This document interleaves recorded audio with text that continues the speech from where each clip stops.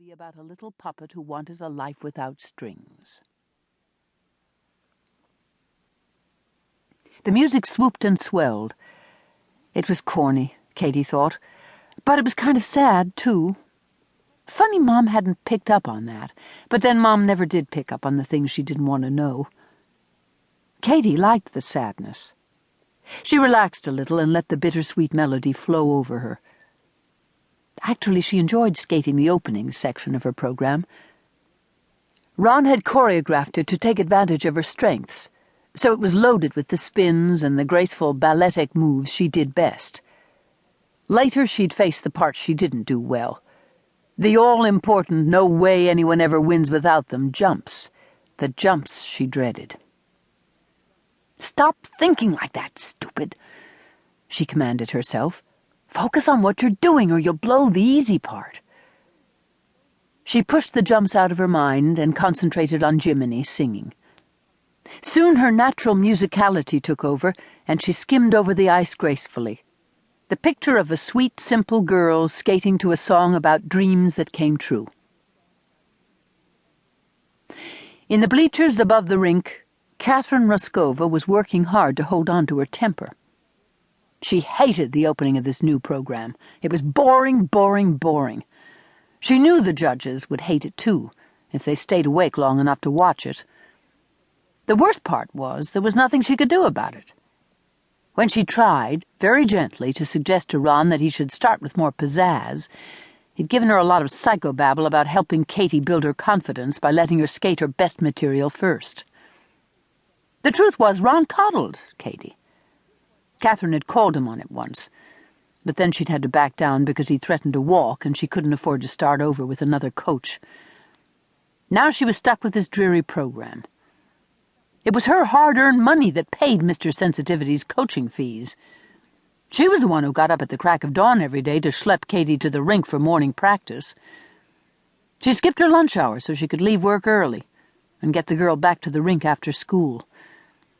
She drove a car that was 10 years old so she could afford custom-built skates. She went without new clothes so she could pay for extra rink time. So if she wanted pizzazz, then damn it, she'd earned it.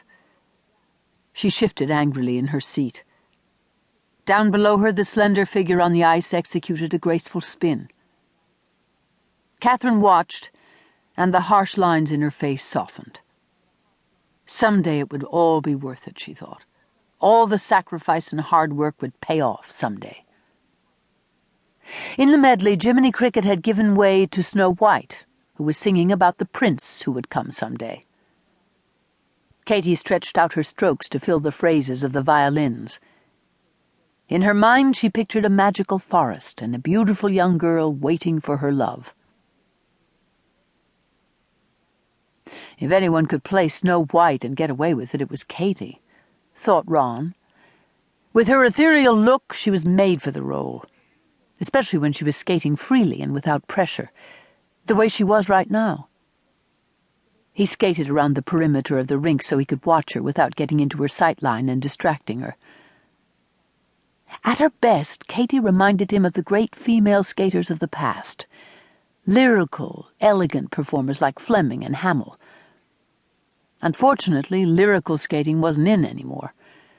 Today it was all about jumping. Katie didn't have a big triple jump.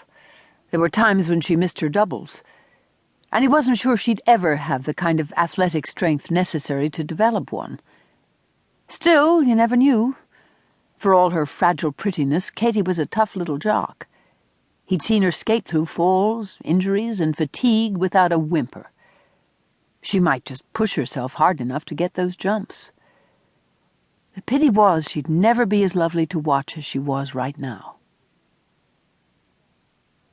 Katie felt as if she were flying.